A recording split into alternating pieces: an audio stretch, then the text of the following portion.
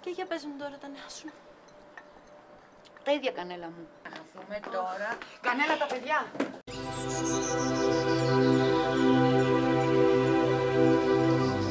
Τα παιδιά πρέπει να μένουν ελεύθερα και να παίζουν στη βεράντα του σπιτιού τους, χωρίς να τα δεσμεύουμε και να τα μαντρώνουμε σαν να είναι πρόβατα. Μόνο με τη βάση στήριξης Diva System, Κανέλα μου, τα παιδιά έχουν ασφάλεια.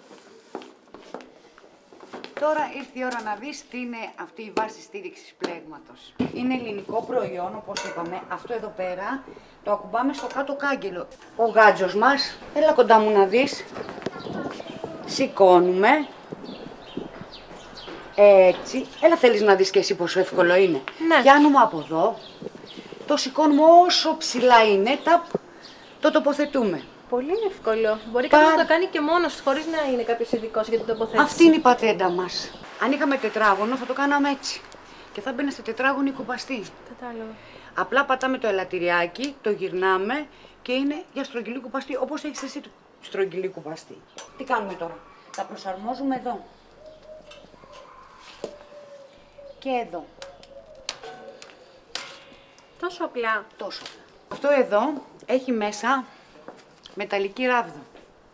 Γαλβανιζέ για να μην σπάει. Να μας παρέχει τη μέγιστη ασφάλεια. Άρα τα παιδιά δεν μπορούν να σκαρφαλώσουν. Θα το δεις μετά. Το βλέπεις. Απλά το περνάμε. Τώρα θα δεις όσο προσαρμόσουμε το δίχτυ πάνω σε αυτό. Πάνω στη βάση στήριξης Diva System και θα δεις τι θα προσφέρει ακόμα. Ερχόμαστε και γατζώνουμε το μάτι από το δίχτυ εδώ. Το βλέπεις? Ναι. Πολύ εύκολο είναι. Πολύ και εδώ και εδώ. Τι θέλεις? Έλα εδώ να δεις τώρα τι θα κάνουμε. Θα το τραβήξουμε ελαφρώς κάτω. Ελαφρώς. Το βλέπεις, Κανέλα μου? Πάρα πολύ εύκολο. Τραβάμε λίγο για να πάρουμε την ελαστικότητα. Τραβάμε και γατζώνουμε. Αυτό που δεν σου είπα, Κανέλα μου, είναι για την ελαστική επαναφορά που έχει σε περίπτωση που κάποιος πέσει κατά λάθος πάνω του. Δηλαδή αυτό. Τον επαναφέρει πίσω. Ή ένας ηλικιωμένος ο γονείς μας, εμείς οι ίδιοι. Κάνε ό,τι πρέπει, Κανέλα μου. Το είδες. Ελαστική επαναφορά κατευθείαν σε φέρνει πίσω. Κοίτα τα μικρά σου. Δεν μπορούν τώρα.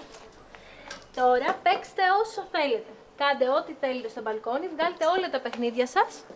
Και εγώ με τη θεία τη Λούλα θα πάμε να πιούμε τον καφέ μας. Πάμε.